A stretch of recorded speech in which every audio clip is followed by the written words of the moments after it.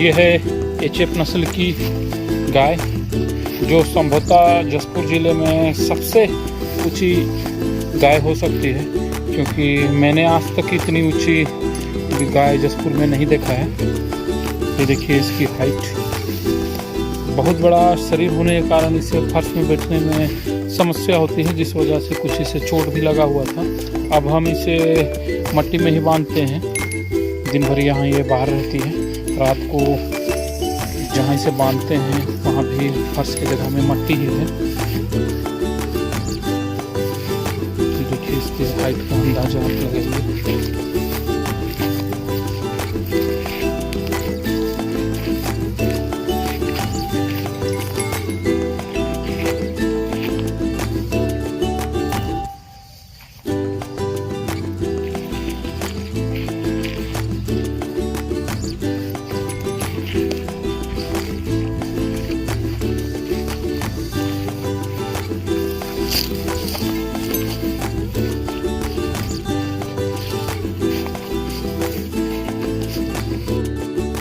देखिए अगर इसके पीछे खड़े होते हैं तो इनका सिर सिर्फ बाहर दिखाई दे रहा है। और एक बड़ी गाय है, वो भी नॉर्मल से ज़्यादा हाइट की ही गाय है, लेकिन अगर इससे उसकी तुलना करेंगे तो अभी आप हाइट देख के अंदाज लगा लेंगे।